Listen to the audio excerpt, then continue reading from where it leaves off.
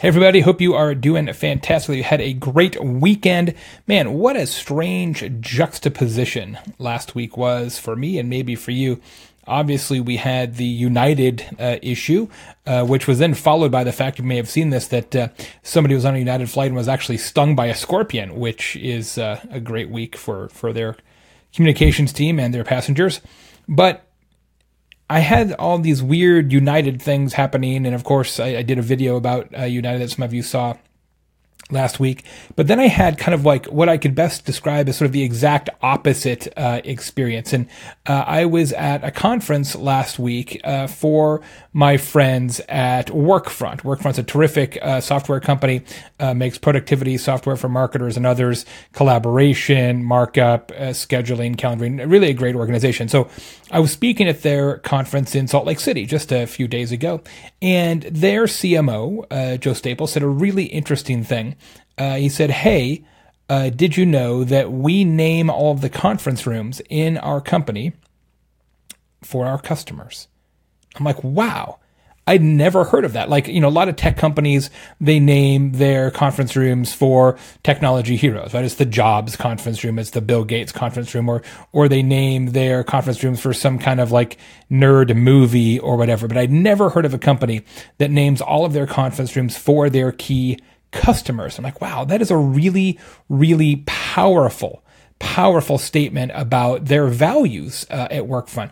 But then I started to realize, like, wow, that's super easy. Like, anybody can do that. I'm going to name the virtual conference rooms that we use at Convince to Convert after our customers as well. But, other companies have other ways of keeping their customers top of mind, of making sure that their focus is on their customer as often as it can possibly be. And it's easy to lose sight of that, right? We're, especially in digital marketing, where we deal so much with spreadsheets and numbers and reports, it's sometimes easy to lose sight of the fact that customers are actual real people, right? And they have their own challenges and their own issues. And it's easy to lose sight of that fact when you've got your head into Excel or something along those lines. And so it's not just naming your conference room for customers, but there's other ways to do that as well. For example, one of our clients at Convince to Convert is Comcast. Comcast does something where in every single meeting that they have, they leave an extra chair, an empty chair, and that chair represents the customer. And it's always easy to remember that because you've got a whole room full of people and there's nobody in that other chair. How come? Because that is the customer's chair. Just an easy sort of trigger to keep the customer top of mind. And probably my very favorite one along the same lines is another customer of ours. We didn't come up with these ideas, so I don't want to take credit for it, but it's a company that we work with, Pella Windows and Doors. Terrific organization. If you need yourself some windows or some doors, you could do a lot worse than Pella. They do something, I actually talked about this a little bit in my book, Hug Your Haters, that I just absolutely love. So every time they have a manager's meeting, the first thing they do, the way they start the manager's meeting is not Pledge of Allegiance or, let's go over a new business or something like that. They read an unhappy email or an unhappy telephone transcript from a real customer. In every manager's meeting, they start the meeting not by celebrating their successes, but by reminding each other that they're not perfect, that there's still unhappy customers out there. They still have room to go, that they're not yet at 100% customer satisfaction. You want to talk about a powerful statement about your values and what you stand for as an organization? Boy, that's it. So I encourage each and every one of you, and myself included, to come up with a way that you can keep your customers top of mind. Maybe it's one of these three easy ideas, right? Name your conference rooms after your customers.